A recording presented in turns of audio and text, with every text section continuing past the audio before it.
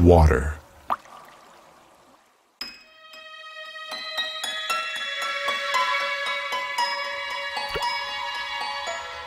Water, the most common substance on Earth.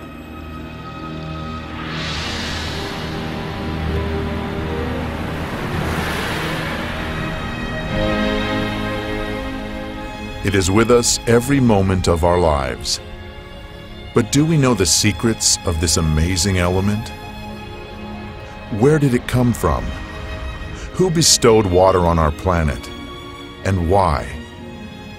The only such planet in the universe.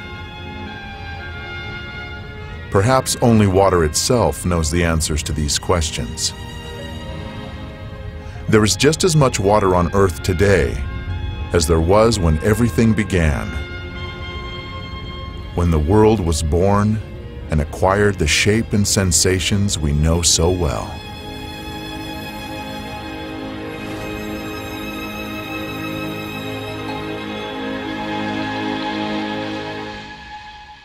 So what we did was what we always do here, do very careful work in a narrow field. So we said, let us focus on water, but we will look at it from many angles. In the Holy Scripture, water is more than simply a physical substance. It is a certain concept, and that concept is connected in a special way with the idea of life.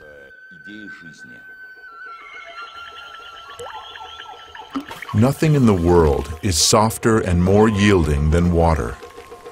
Yet it wears down the hard and strong, and none can overcome it, though anyone can conquer it. That which is yielding conquers the strong, and the soft overcomes that which is hard. Everyone knows this, but no one dares to live by it. The Chinese philosopher Lao Tzu wrote about water 2,500 years ago. I mean, water as such has been extensively studied. I mean, it is well known that water has unusual properties, physico-chemical properties, when compared to other liquids. No scientist has been able to explain, for example, why water's density increases below the freezing point and becomes less above freezing. Any substance contracts when it is cooled, but water does the opposite. It expands. People learned to exploit this unique property in the distant past. Inhabitants of the far north would quarry stone by pouring water into the cliff face crevices before the frosts came. In the south, people pounded wooden wedges into cracks in the rock and then doused them with water. As they swelled, the wedges would break the stone. Much later, scientists established that water in pores and capillaries is capable of creating enormous levels of pressure. In a seed, for example, it reaches 400 atmospheres at the moment of germination. That's why a plant shoot can break through asphalt with ease. It's such a small molecule as well. It is very specific that these properties are of water. And you won't find other molecules that have all of the similar anomalies. Even if a single one of these anomalies were missing, life itself would not exist on the planet. Every one of water's properties is unique, and they do not easily fit into the generally accepted laws of physics. Science has not yet been able to answer the question of why water is the only substance on the planet that can exist in three states: liquid, solid, and gaseous. Why does water have the highest surface tension of all liquids? Why is it the most powerful solvent on Earth? And how, in defiance of the Earth's gravity, is water able to rise through the trunks of gigantic trees against tens of atmospheres of pressure?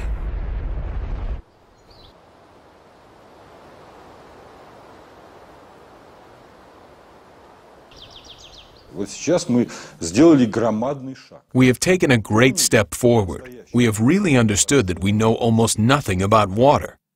Therefore, it is a great step because this realization is followed by the desire to find something out. Southeast Asia. The year is 1956. The place is a secret military laboratory for developing and producing weapons of mass destruction. Work has been underway here for several years on a powerful new generation of bacteriological weapon. The scientists are discussing what properties this weapon should have at one of their protracted secret meetings. Suddenly, the session breaks off. All of the participants are taken to the hospital with symptoms of severe food poisoning. An investigation into what happened quickly hits a dead end. The scientists had consumed nothing except water from the carafes on their table. The water was tested. No harmful additives were found. Its chemical composition was H2O. And that's what the report said: poisoning caused by ordinary water.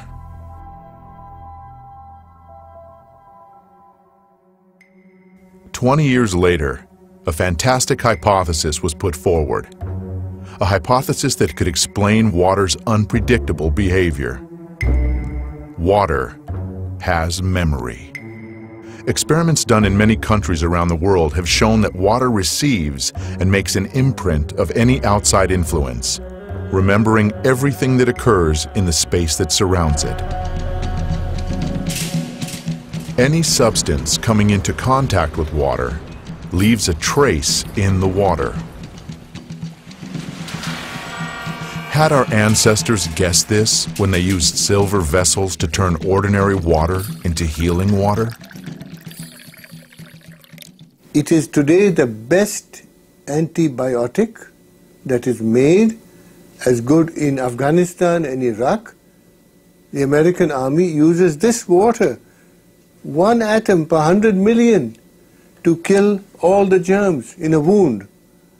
So the President of the United States uses this water to keep infectious bugs from his hand. So I said, how can this water be?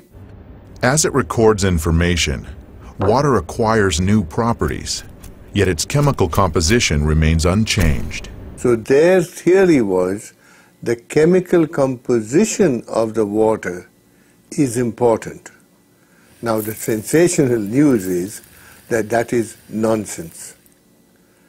The structure of water is much more important than the chemical composition. The structure of water means how its molecules are organized. We can see how water molecules join together into groups. These are called clusters.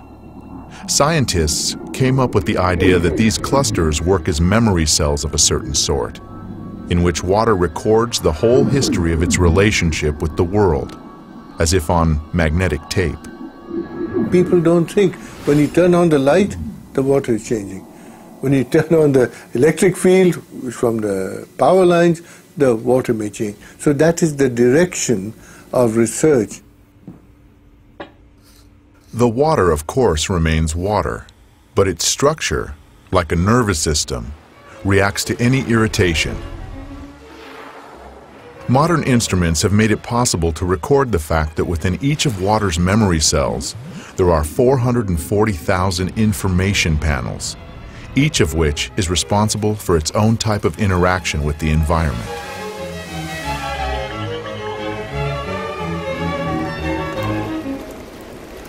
If you consider a cluster as a group of specific molecules, then it can survive only a short amount of time. But if you consider it as a structure whereby molecules can leave and other molecules come in, the cluster can last effectively for a very long time. The stability of the cluster structures confirm the hypothesis that water is capable of recording and storing information. It may be the single most malleable computer, which can, it's like a computer memory. It's the memory of information. We must know how it is arranged. It is like the alphabet. If I give you the alphabet, you don't know a word, you don't know a letter, you don't know a sentence.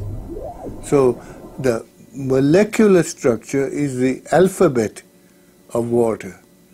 And you must make a sentence out of water, and you can change the sentence.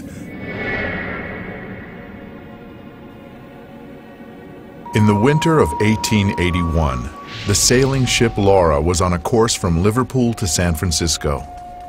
On the third day of the voyage, a fire broke out on board. Among those abandoning ship was the captain, Neil Carey. The water supplies soon ran out, and the crew experienced the torments of thirst growing by the hour. Later, when they reached shore safely after 3 terrible weeks adrift at sea, the captain, a man with a very level-headed attitude towards events, described what had saved them. "We were dreaming of fresh water," he said. "We began to imagine that the water around the lifeboat was turning from ocean blue to the greenish hue of fresh water. I summoned up my strength and scooped some up. When I tasted it, the water was fresh."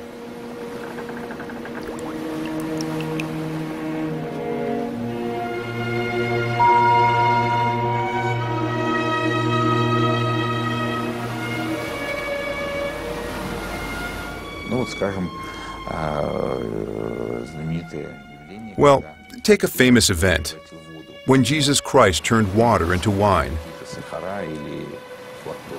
He didn't add some sugar or lactose, but he imparted an absolutely special property to the water. We have carried out many experiments on the effect that quite diverse factors have on samples of water. Magnetic fields, electrical fields, various objects, and also including a human presence and human emotions. And it became clear that positive and negative human emotions are the strongest element of influence. Professor Korotkov's laboratory has conducted numerous experiments on the effect of human emotions on water.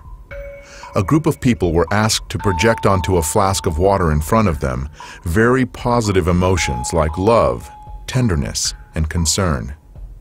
Then, the flask was replaced with another one, and the people were asked to project emotions of a different type: fear, aggression, hatred. After this, measurements were taken on the samples. The water exhibited changes that were clearly in one direction or another. So love increases water's energy levels and stabilizes the water, while aggressive emotions reduce the energy and make radical changes in the water. I hope to show people through my research that water has a memory of its own. Dr. Emoto's laboratory does research on water samples, which are subjected to various forms of outside influence. The impressions made upon the water are recorded by swiftly freezing it in a cryogenic chamber. This is what water heated in a microwave oven looks like. This is the effect of a mobile telephone. Somebody said thank you to this water. Excuse me. You disgust me.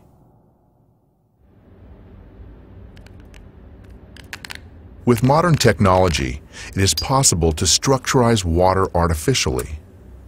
When seeds were grown under laboratory conditions using this kind of water, the soy sprouts had 6 times greater photon radiation than when ordinary water was used.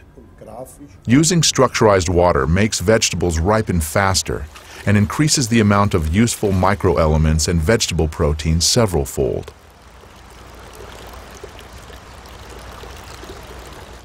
If we look at the shoots, the treated ones were long, even, and strong, while the untreated ones were short, thin, and weak. If we look at the plants today, those from the selected seeds have all ripened, but the ones from non-selected seeds have not. We have to say that using structurized water really does affect the growth of vegetables and fruits. For the purposes of irrigation, 20% less of this type of water is needed than when using ordinary water. No fertilizer was added to the soil or the water. The chemical composition remained the same, H2O. The only thing that had changed was its structure. At the present time, scientists can answer the question of how this happens, but science does not yet have an answer to the question of why. Depending on age, a human being is made up of 70 to 90% water. An adult drinks approximately 2.5 liters of water each day in order to sustain his normal life functions.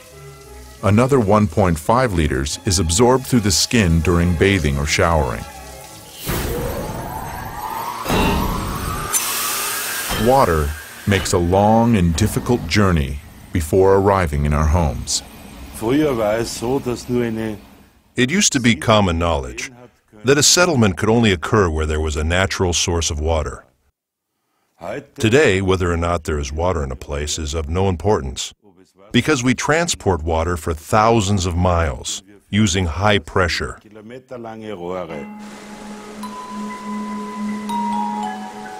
In nature, rivers and streams always flow along a smoothly curving course. But any water supply system has multiple right-angle turns.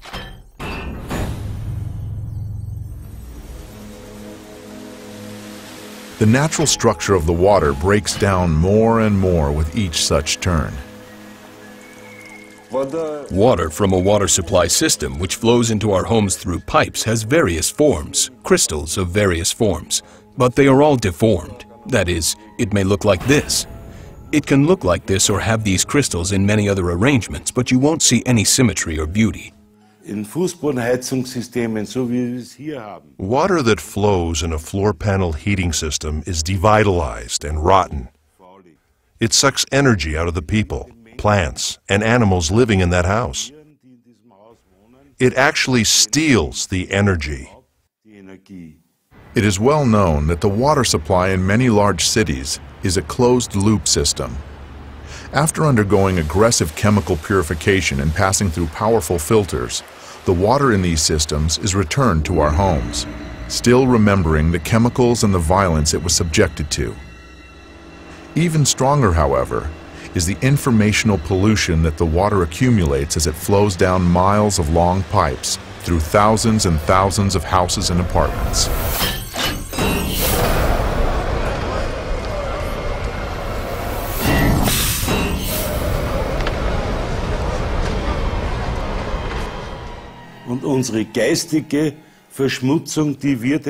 We pollute water spiritually, and this happens on a huge scale.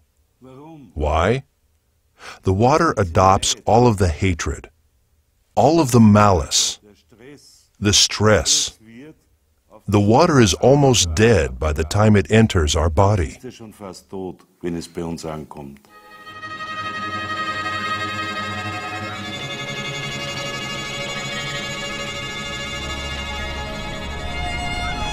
Our Earth is a gigantic container of water, in which all forms of life arose, and every living thing is itself essentially a container of water. With modern technologies, we can reach far into outer space, and as we attempt to discover life on other planets, the first thing we look for is water. There is no life on Earth without water. And one of the big questions is whether or not, in case that there should be comparable life on other planets, this would also be based on the presence of water. There is strong belief that the first living organisms were in the water, and only much, much later did organisms develop that could live outside of the water. I don't think that this is at all a coincidence. It is absolutely no accident that the opening lines of the Bible mention water, where it talks about the creation of the world, of life, and of man. It has to do with water first and foremost. Like sculptures that have not yet been created are present in a piece of clay, so the images of all future living organisms were present in the water. Water merely brought to life a pre-existing conception, but for any process to begin, requires an impulse.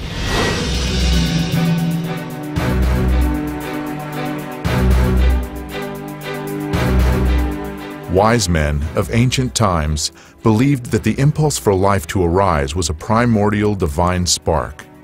This spark imprinted in the water the sequence of future development. The entire course of evolution provides evidence of this. Every species of living being, from the simplest bacteria to mammals, strove to achieve its own perfection.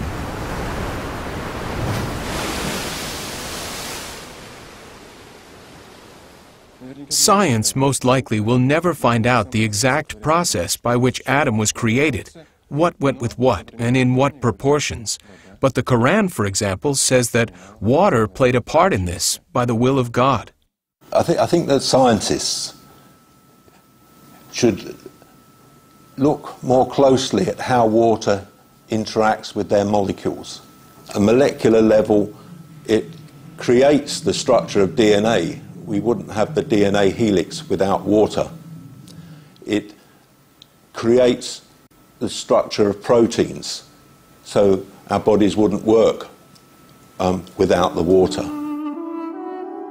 Every seed, every embryo begins its life exclusively in water. Amniotic fluid plays a role in the embryo's development and preservation. It is the surrounding water, like a universal computer, that reveals any biological program, and thus water is also the only thing that can change it. The preacher wrote long ago, "Is there anything whereof it may be said, See, this is new? It hath been already of old time, which was before us. And Jacob took him rods of green poplar, and of the hazel and chestnut tree, and pilled white strakes in them, and made the white appear which was in the rods. And he set the rods which he had pilled before the flocks, in the gutters, in the watering troughs where the flocks came to drink, and the flocks conceived before the rods, and brought forth cattle, ring-straked, speckled, and spotted."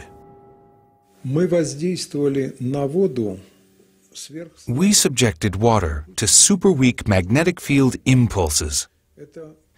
These fields are tens of thousands of times weaker than the Earth's natural magnetic field. That means they are negligibly small from the standpoint of modern science. Fish were introduced into water that had been treated in this way, and the fish soon produced an unusual hatch of small fry. They differed radically from other fish to which they were related, though they looked as much alike as twins.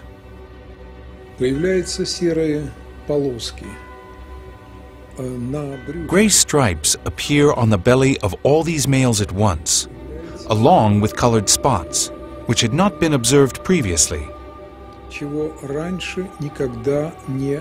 These are called phenotype changes, and it is of fundamental importance that these changes appear not just in some of the treated fish, but in all of them at the same time. And these phenotype changes that we caused are not a hypothesis. They occurred in practice. The experiment resulted in changes not only in the outward appearance of the fish, but also in their behavior. They began to react to outside stimuli in the same way. It was as if the whole school had acquired a collective mind.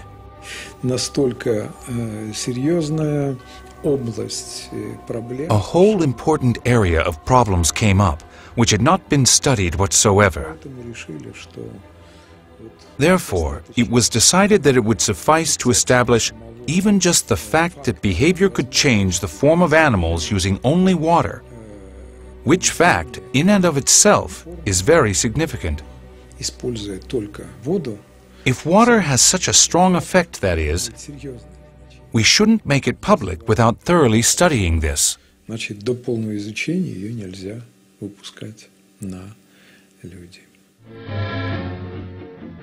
In 1932, sensational news traveled around the world.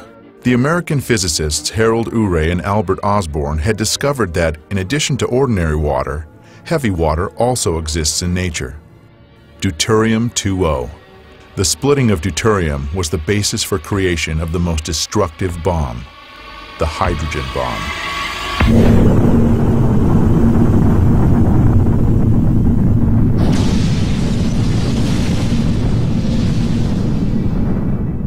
everybody knows very well what radioactive radiation can cause, but it turns out that there are other even more awesome effects. Rather more horrific is the change in the structure of water, covering huge areas, thousands of miles larger than the nuclear weapons testing grounds. It made no difference where the test was carried out, in the atmosphere, on the ground, or underground. Colossal changes occur in the water, and the water's memory changes, and people drink that water. Animals drink it, and suddenly terrible changes take place. When the explosion occurs, waves are formed, which die out fairly quickly in the ground, but the water may continue to fluctuate for another 30 days. Swinging like a pendulum, the waves create a new and pathological ordering in the water. It has been noted that the number of suicides rises abruptly after such tests. By a factor of 2, 2.5, 3. Medical experts had absolutely no explanation for this, but we could understand it. We showed the brain is made of water, about 85%. So these changes take place in the brain, and a conflict between the water structures arises. The bioplasm of the brain is disrupted, and the result is that the person is deprived even of such an extremely important incentive as the drive to live. In ancient legends, the hero would always be sent to fetch dead water in a place from which there is no return.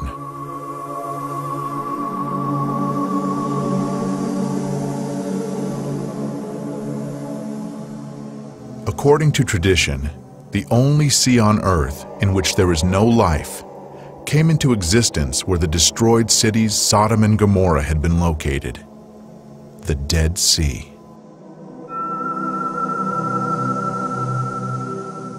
There really is no such thing as dead water. Water gives life. It always has this original vitality. It may be used more correctly or less correctly, but it is always positive.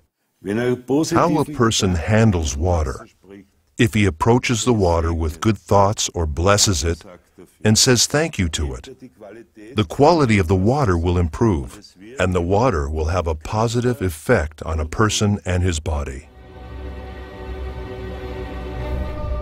According to the Chronicles, in 1472, Abbot Karl Gestinsis was arrested on the basis of a false denunciation and interrogated in connection with having caused a certain prominent lady to fall ill.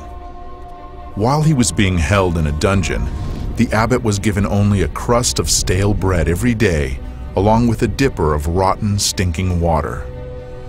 After 40 days, the prison warden noticed that Father Karl not only had not gone into decline, but he even seemed to have gained health and strength, which only served to convince the inquisitors that the abbot had connections with dark forces.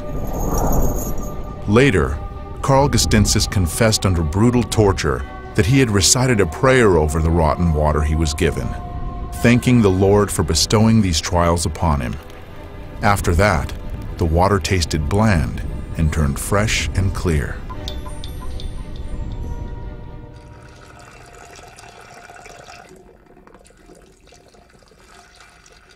We have 2 containers of emulsified crude oil, which is a byproduct of oil production, a stable combination of water and oil, which remain bound in this state for years. The test sample is irradiated. The element will treat one container for 7 days, making the water molecules lessen their contact with the oil molecules. After 4 days, we compare the test sample and the control. The water has separated from the oil. At the boundary between the water and oil phases, there are crater-like formations. This means that the separation process is continuing. The fields we use to influence the water are comparable in intensity with the electromagnetic field of the human heart. On the 7th day of treatment, the experiment is finished. The water has completely separated from the oil.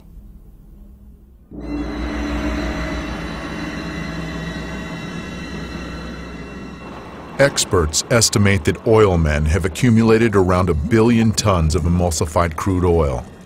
It cannot be used for industrial purposes.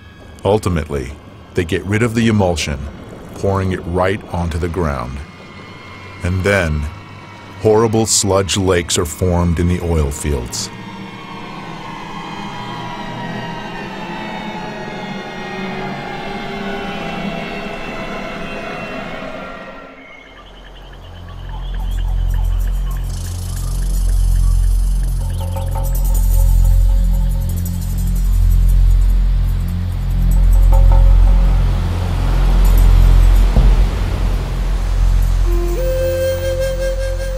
In the language of the Pemon Indian tribe in Venezuela, Roraima is translated as the mother of all waters.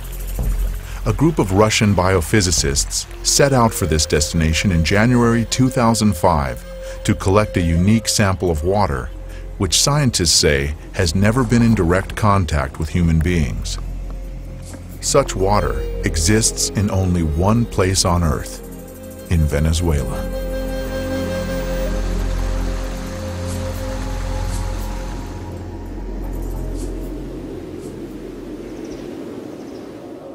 According to one hypothesis, a continent called Gondwana existed in the southern hemisphere during the Paleozoic era. Powerful tectonic processes occurring in the Earth's crust 3.5 million years ago split it into several parts. As a result of these changes, some segments of the continent sank, while those resting on granite substrates remained at their previous level. Elevated plateaus were formed, which the Indians called tepuis, meaning pillars. Roraima is the largest of them.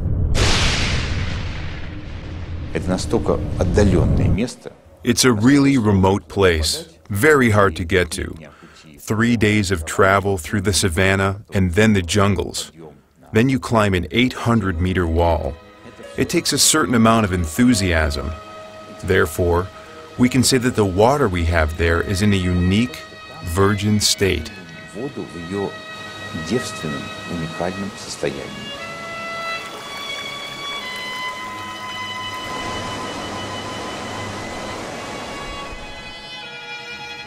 There is always a large cloud over Roraima. As evening approaches, a light haze appears. When the moon comes out from behind the mountains, the mist begins to glow with an even blue light. And in that light, it is visible how fine droplets of moisture are hanging in the still air. The slightest breath of a breeze, and this watery dust forms into drops. This is the origin of the rain, which rushes down in countless waterfalls.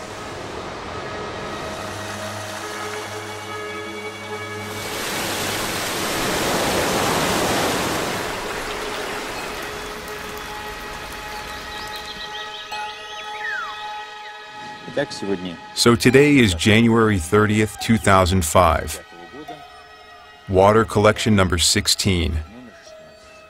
Then we shall pack it all up in foil, and in this form this water will hold its energy for several days with the air of these places.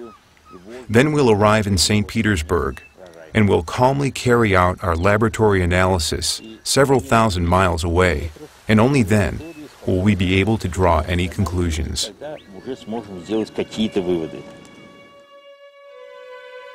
Professor Korotkov's laboratory has developed an instrument that can determine the energetics of water.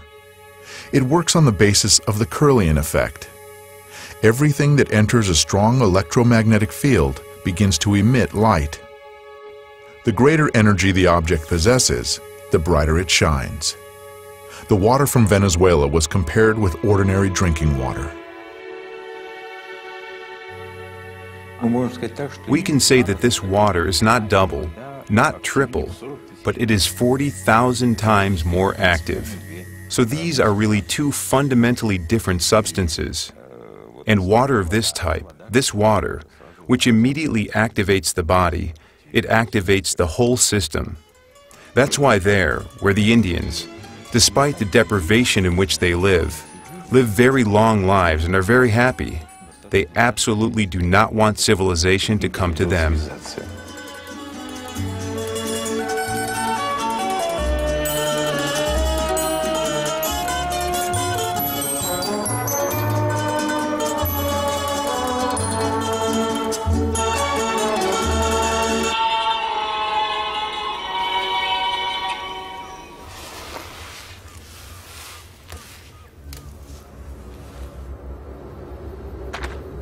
In the late autumn of 1632, a poor farmer named Gens from the village of Enningen in Hessen, an orphan who didn't remember his parents or where he was born, set off for southern Italy to seek a better lot.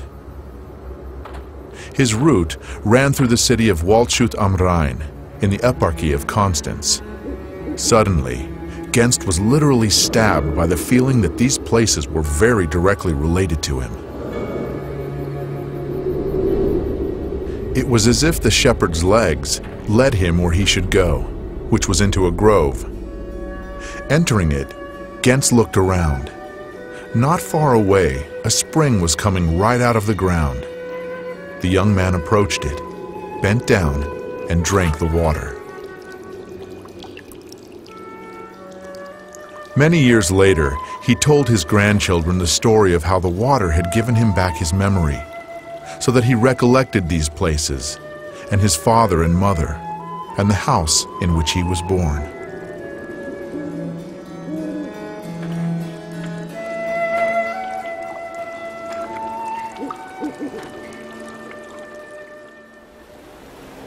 Modern science maintains that the water structure of each person's body is identical to the structure of the water in the place where they were born.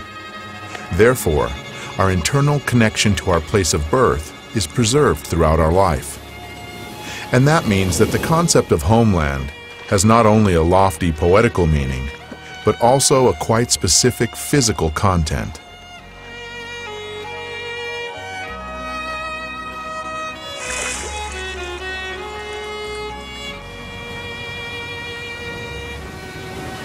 Nowhere in the world is water the same. Breaking its way to the surface through minerals and ores, water assimilates the vibrations of the soil and information about its specific biological and energetic features. We tested a sample of purified municipal water, which is sold in large bottles, and the producer puts a label on them which says it is the best water in the world, but it is empty and dead. True, it's pure and it's good, and some minerals have been added, but this is dead water in which there is no energetics and there is no life. Most likely, people do not sense any particular difference between naturally pure and artificially purified water. But any animal will always choose water from a spring, because this water is loaded with natural energies.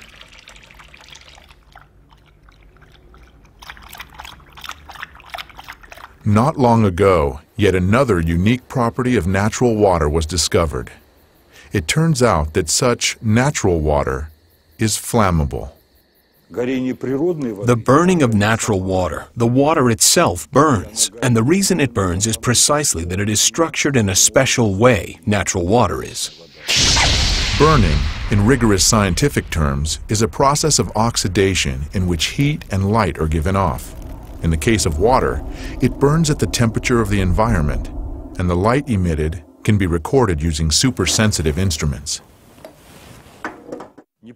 In burning, you have oxygen being continuously activated, and some organic matter is continuously burning. So the burning of water is a process that happens over an extended period of time, because if it were a process that happened more quickly, then it would have already burned up all the water on Earth. On June 30th, 1940, a note was tossed into the Soviet embassy in Germany. Its author requested to be contacted immediately. If this does not happen, my work with Heydrich will go to waste, wrote agent Willy Lechman, codenamed Breitenbach. He hastened to report on secret testing facilities and work being done on making synthetic gasoline from brown coal using water.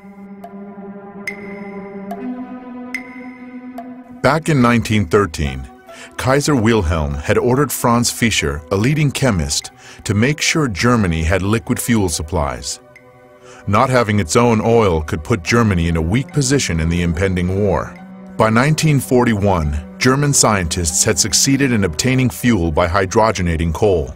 This fuel, however, was 10 to 12 times more expensive than natural fuel refined from oil, and it was of such poor quality that it badly damaged the military vehicles in which it was used.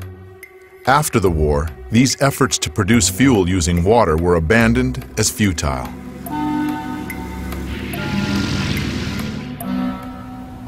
For the past 15 years, the researcher Jean Gohua has been working to create fuel of this type.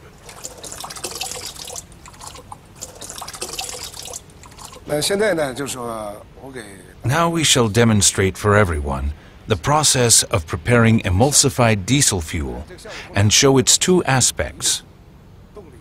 One aspect is increased energy, and the other is reduction of exhaust gases. This is fuel taken from an automobile. Structurized water. If we take the proportions, it is 79% diesel fuel, 20% water, and 1% emulsifying agent. What was added here is water. Zhang shows us that what is added to the fuel really is water. Now we shall add the 1% emulsifying agent. An emulsified solution resembling milk forms immediately. We pour the emulsified fuel into the car and use it for propulsion. Measured over the long term, there was a 5% increase in power, with over 20% fuel economy. Our government views this as very important.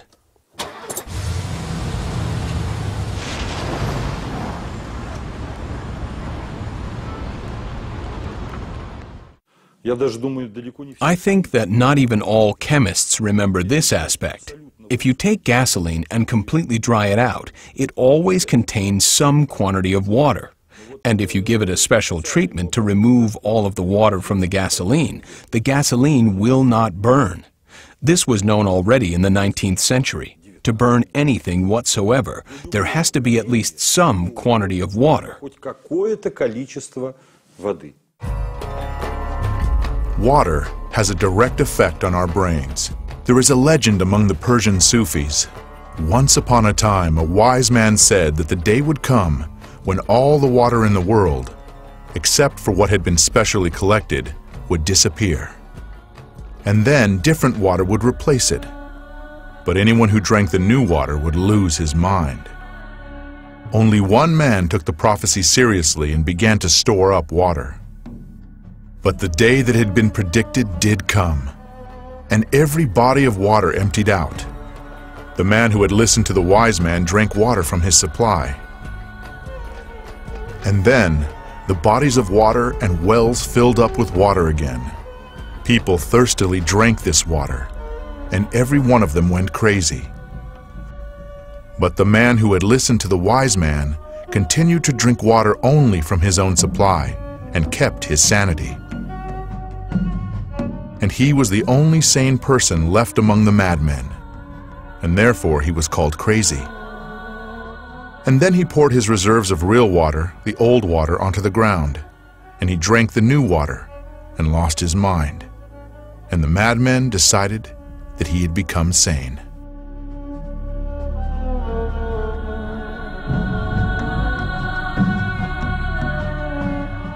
A major part of our brains are water. So the water and the easy movement of the water molecules and so on will leave part of that imprint. So yes, to some extent, the water is implicated in the patterning of the information in the brain. Now when you look at organs, say the heart or the lung or muscles or the brain, then all that you can see in a simple NMR experiment is the water in these organs. The water, your head is full of water. There is nothing else but water, almost. Let's imagine that here we have a human being, and here we have water. This water contains many different types of information. If we introduce this water into the human body, then that human body will assimilate this information, which may change the person's characteristics. Human being, and that may change. Let us see how this type of water affects human blood. The doctor is drawing blood from a patient's finger. Using a special microscope, we shall be able to see the condition of her body from this drop.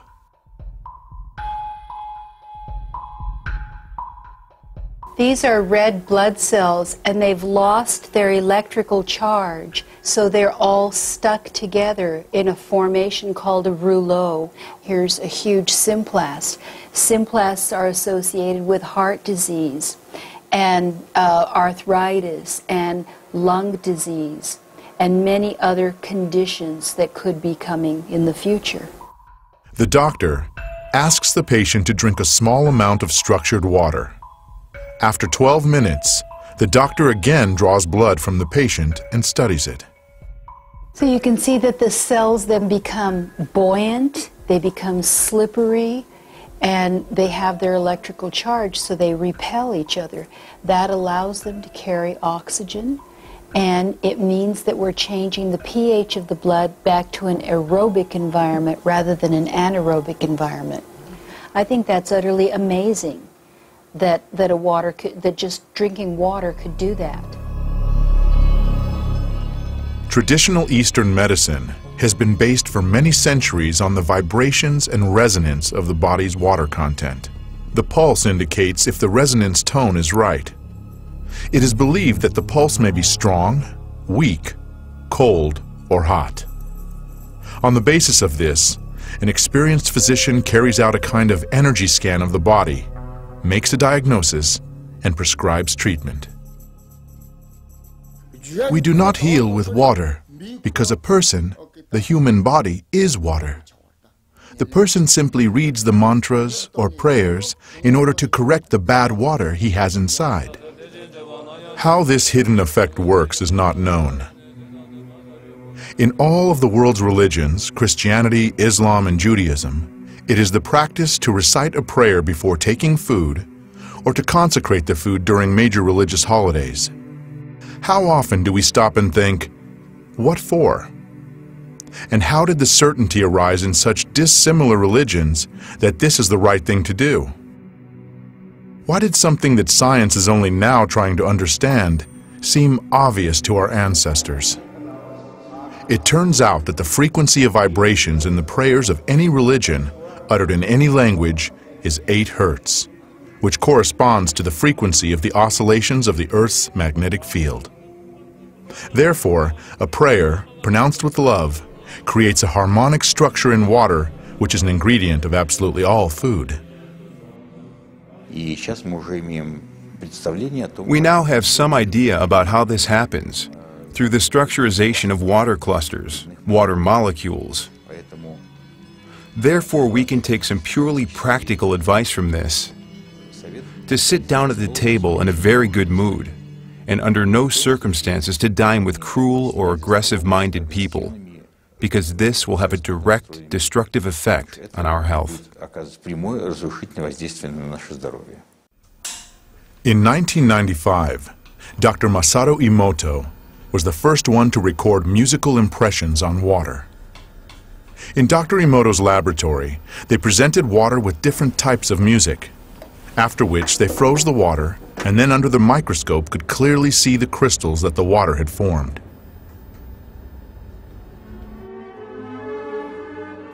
Here is what the music of Bach looks like.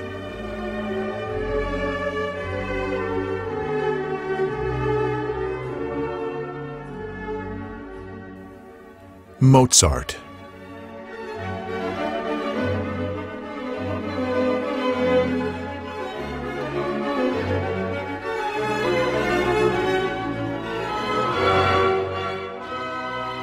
Beethoven.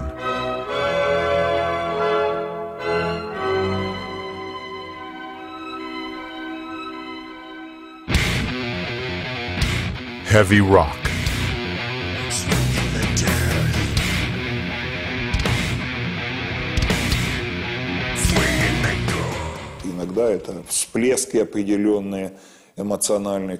Sometimes it's just certain eruptions, emotional ones, which cause such absolutely negative results. I can't recall a case in which such a negative spewing out of emotions as this happened at a classical music concert.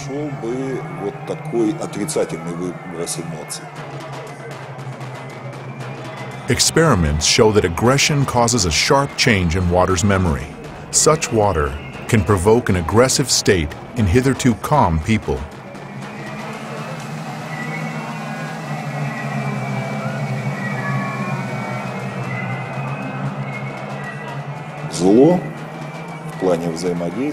Strange as it might seem, evil interacts more easily and simply.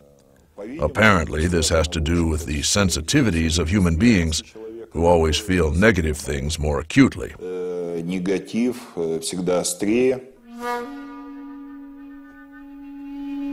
Dr. Emoto conducted another groundbreaking experiment.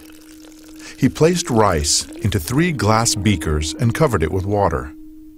And then every day for a month he said thank you to one beaker. You're an idiot to the second. And the third one he completely ignored.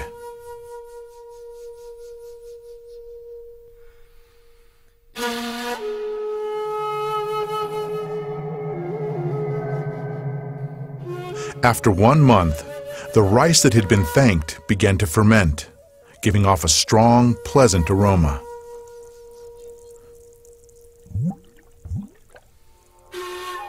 The rice in the second beaker turned black.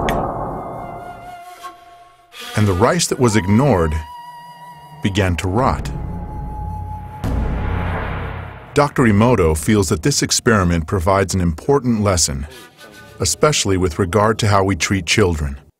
We should take care of them, give them attention, and converse with them. Indifference does the greatest harm. It may not always be easy to do, and almost always it takes practice.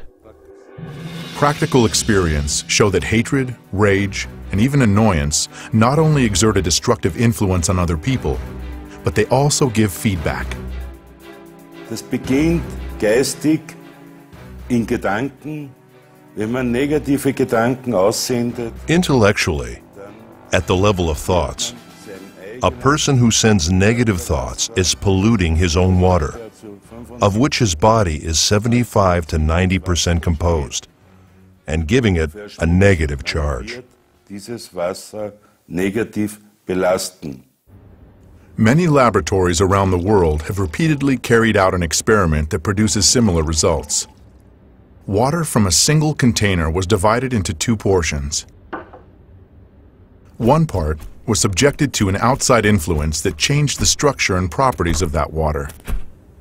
The water in the second flask acquired the same structure and the same properties after a certain period of time, even if the 2 portions of water were a significant distance removed from each other. The water has a very important photographic memory, we can say that, and also you can imprint it with very subtle energies, even from 10,000 kilometers. Does that mean that remote communication occurs between human beings, who are essentially structures composed of water?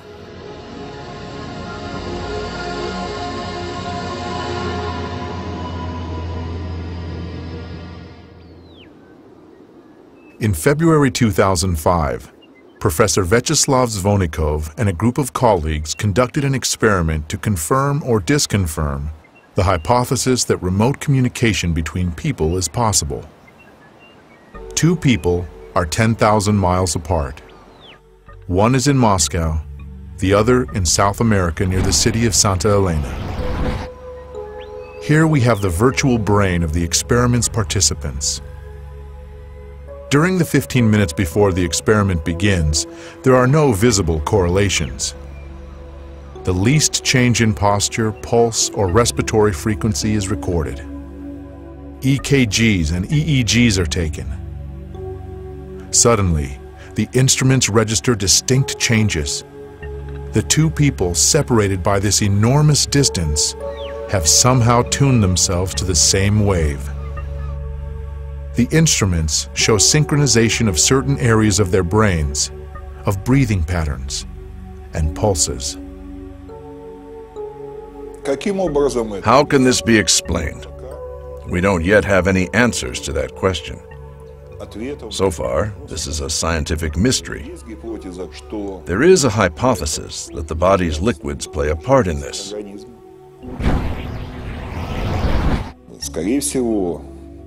Most likely, and we do have a good deal of data to confirm this, liquids within the body also carry out a sort of information transmission function.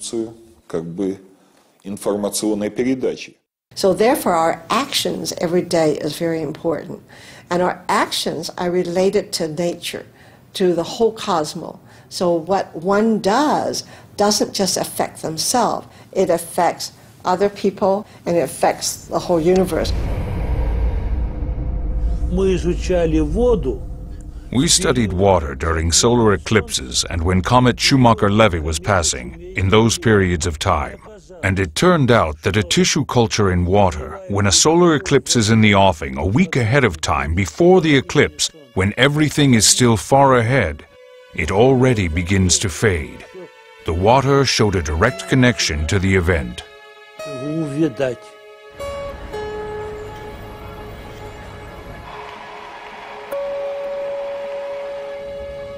The system of the universe exists as a single, perfect organism. All of its parts, including us and our Earth, are inseparably bound together by huge streams of information. And on our planet, water plays the key role in how the information is exchanged. In effect, it is the medium through which all nature is governed.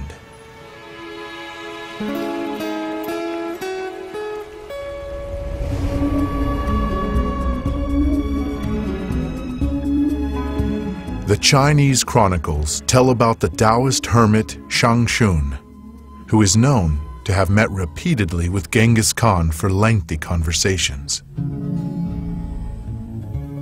Once, when the country was being ravaged by an unknown epidemic, the ruler of Beijing asked the hermit to protect the people. He prayed, and the sickness retreated. In reply to numerous expressions of gratitude, the hermit said, "Prayer is not a thing. All it requires is faith." Exactly. Exactly. Many people think that thought or intention, the word we use is intention, can be imprinted on the water. That is a possibility. Like prayer, if you go to Lourdes, is it prayer that is imprinted on the water? The Holy Scripture contains these marvelous words, "Nothing shall be impossible to him who believes. If ye have faith as a grain of mustard seed, ye shall say unto this mountain, Remove hence to yonder place, and it shall remove." Here the mountain is just a metaphor, of course, but it helps us understand the power of faith.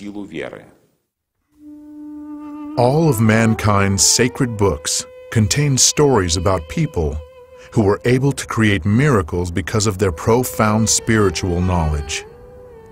Legend tells us that the sea parted before Moses because of his unflinching faith that the Lord would not abandon his people.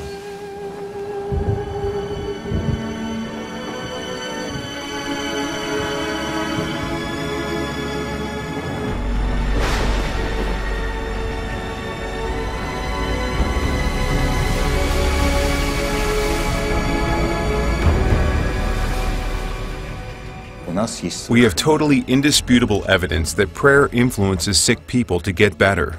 And it's caused absolutely fantastical recoveries, such as the spread of gangrene suddenly stopping in a person who already had it.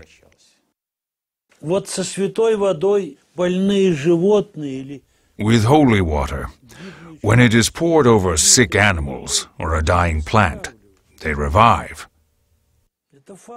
Those are the facts, and no physical chemist currently is able to understand it. They simply can't.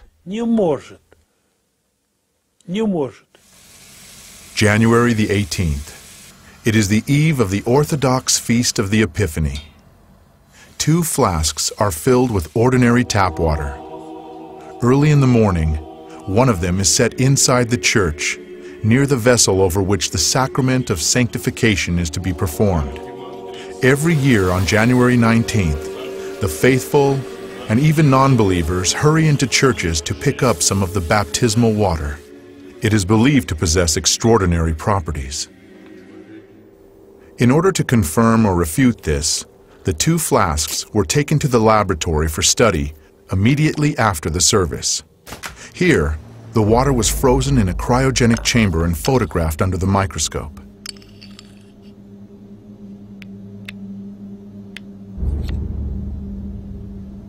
The crystals of the tap water looked like a chaotic, diffused spot.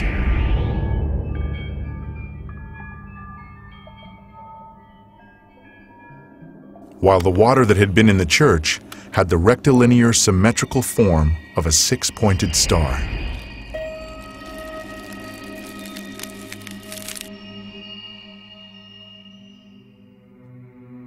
It is well known that holy water has a very powerful and stable structure. This water can pass its properties. Take only 10 grams of it and dilute it in 60 liters of common water, and the whole amount will have the properties of the holy water. Perhaps scientists will tell us sometime what prayer is. Perhaps scientists will tell us sometime what happens with human nature under the influence of divine grace.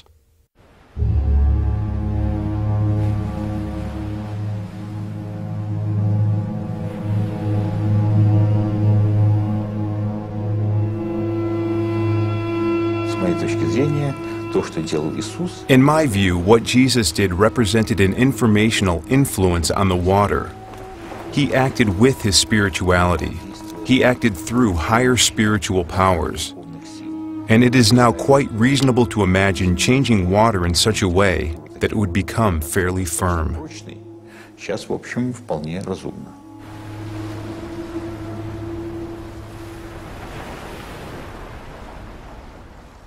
It could be radiation, but could it be only subtle energy? And we are very interested in how subtle energy can be detected by a material.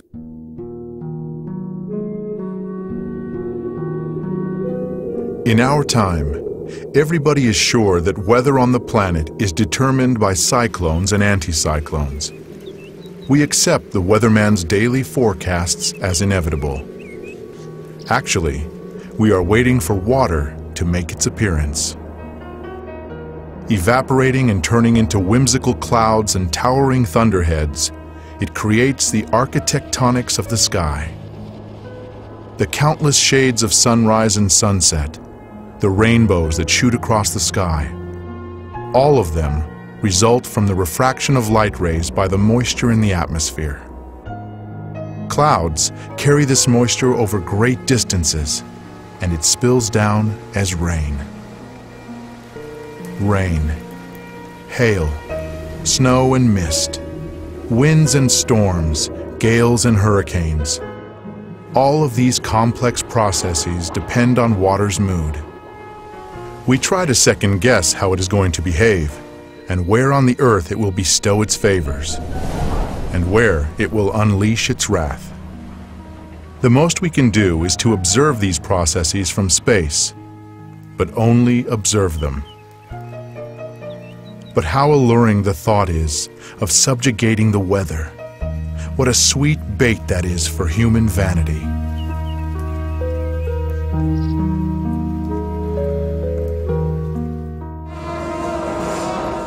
Many peoples have preserved the practice of influencing weather and atmospheric phenomena.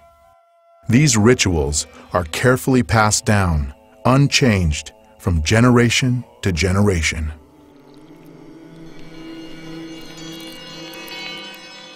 If my tributes have been convincing enough, if I have chosen the right time and the right place, and have recited the mantras correctly, and from a pure heart, then the Lord of the water gives us water.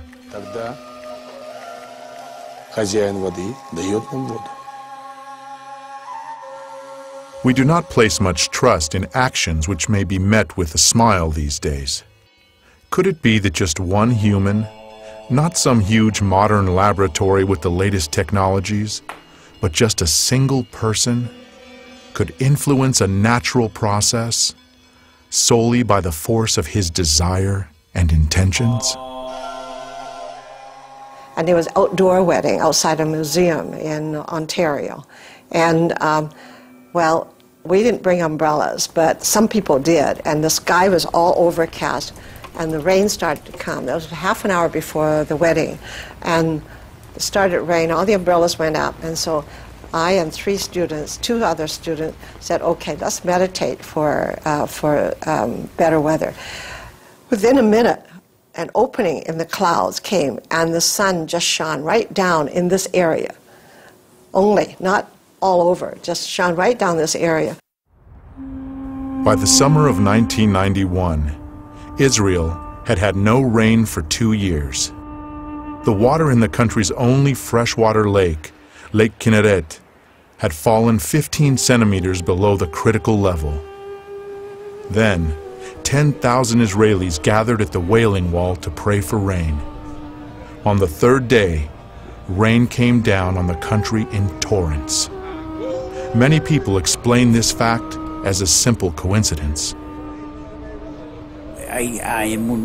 Belief in coincidence is neither scientific nor religious. From a scientific standpoint, there is scientific determinism, while from a religious standpoint, there are things that are done which have an influence on the outcome. Coincidence is a way in which people try to escape bearing any responsibility.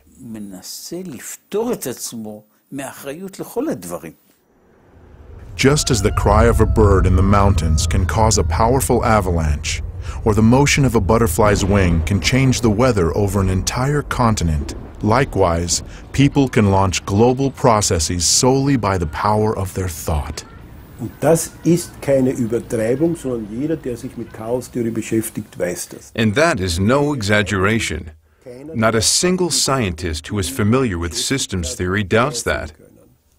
It is entirely a question of waiting for a moment when the system is in a state of instability. In a phase of instability, the motion of thought alone is sufficient for the system to start to change. Und es kommt zum Wechsel eines ganzen Systems. I do not always see it. When my own mistake or sin comes back to me in another guise, although essentially it is a single unit, whatever it is that I did wrong returns to me, not as punishment, but as a result. With all the abundance of water on the planet, less than 1% of it is available fresh water. This supply has been practically unchanged in the course of human history, while the population has been constantly growing.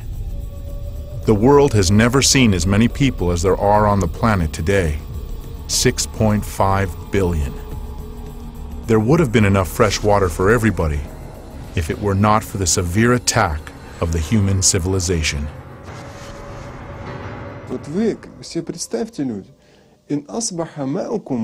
Look, imagine, if there will simply not be any water, that it will go away deep underground. Who shall give you water which will spout freely from the ground and be easy for you to reach?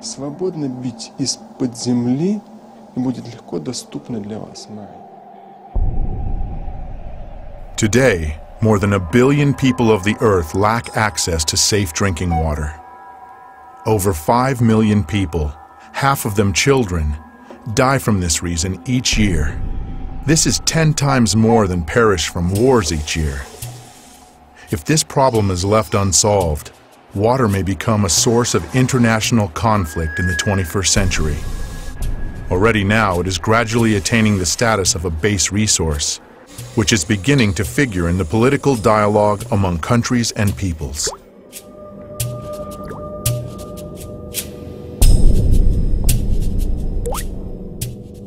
See, we talk a lot about an upcoming oil crisis because we will run out of oil.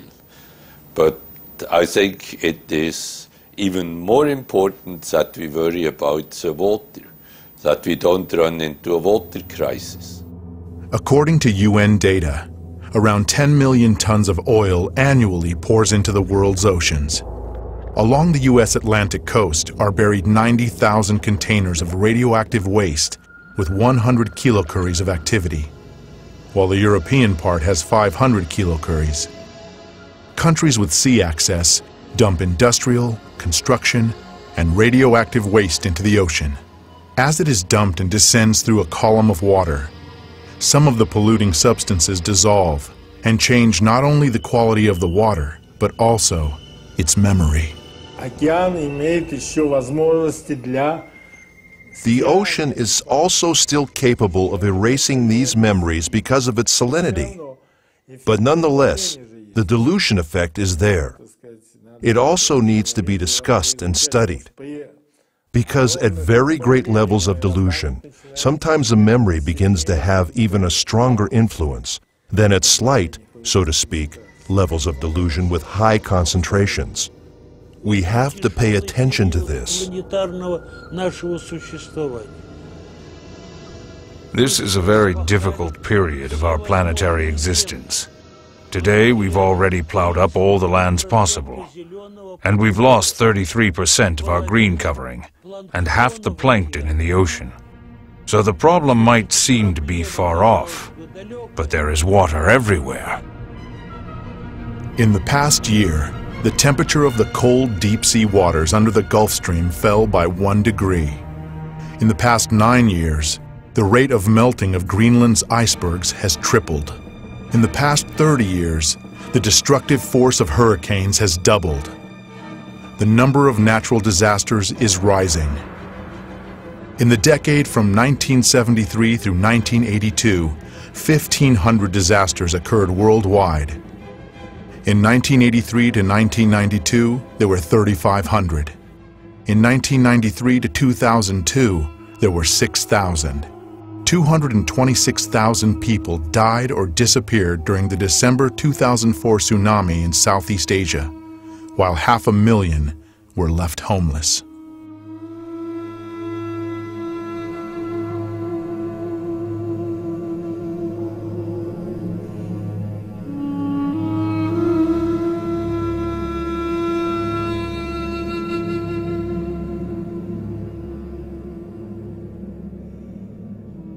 The October 2005 flood in Europe left 200,000 people homeless. Over 1,300 people died during Hurricane Katrina in August 2005. 1 million people were left homeless.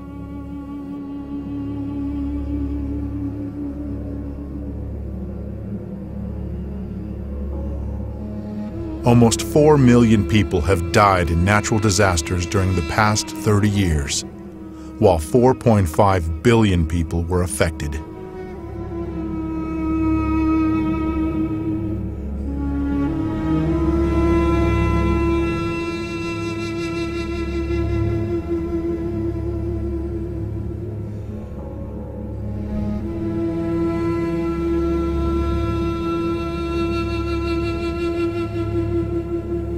Если спросить сегодня простого человека на улице, if you ask the ordinary man on the street today whether or not man and human activity are to blame for the increased number of hurricanes on the planet and their increased destructive force, I think that every other person will say yes, this is a consequence of human activity. Это следствие человеческой деятельности. I think that what's happening in our world today all the tsunamis and the freak weather everywhere, and the terrorism and the fear that is gripping us, all of the things that are happening is a result of unhealthy individual health. And it affects the other way too. Okay, and also I think it's a resultant of water being polluted. The phenomenon of structural memory enables water to take an impression of everything that happens around it and to connect all living systems together.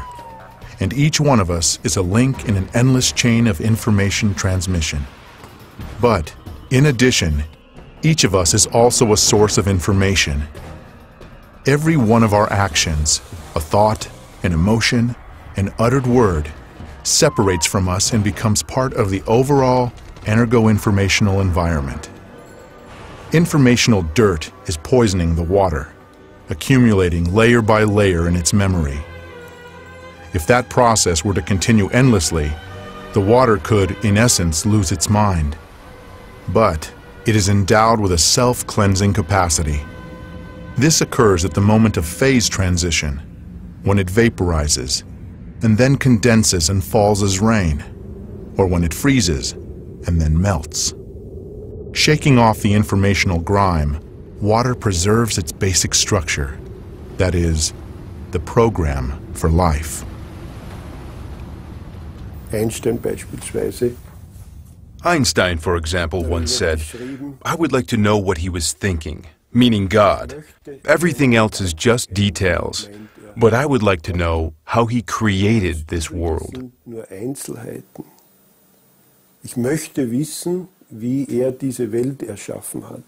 Everything begins in water. In a certain sense, we can say that everything originates in water, and in water, everything comes to an end.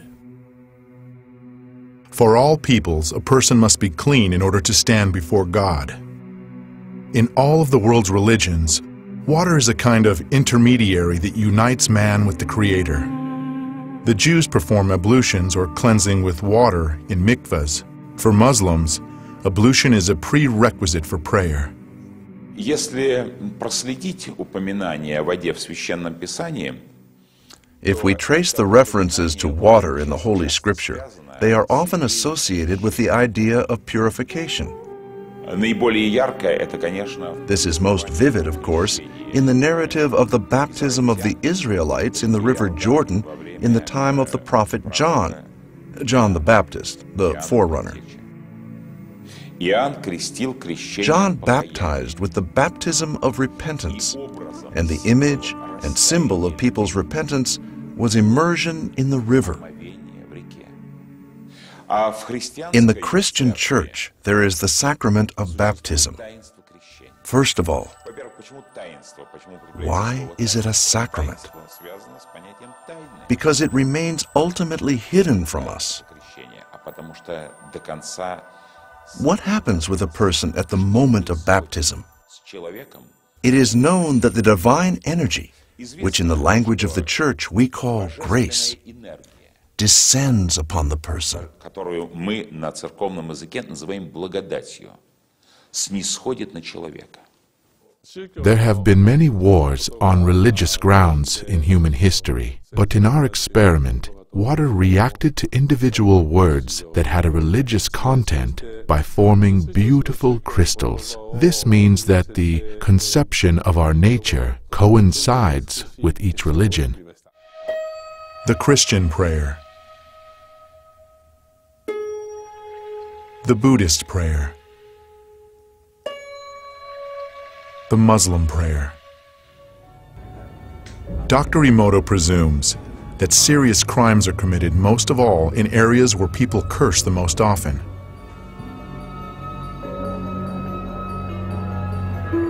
Idiot.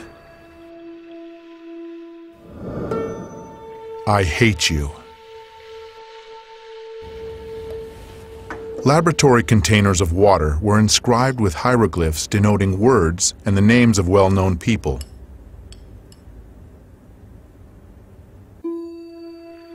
Love, hope, soul. Mother Teresa, Hitler. Dr. Emoto's numerous experiments aimed at finding the word that cleanses water most powerfully have shown that it is not just one word, but a combination of two: love and gratitude.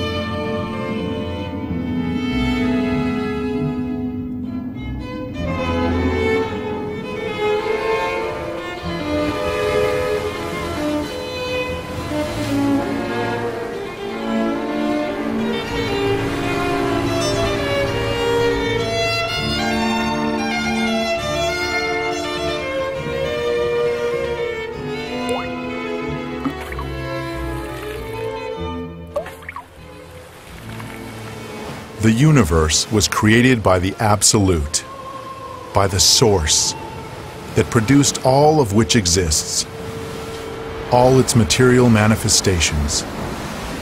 Each of us has an element from the water of the primeval ocean.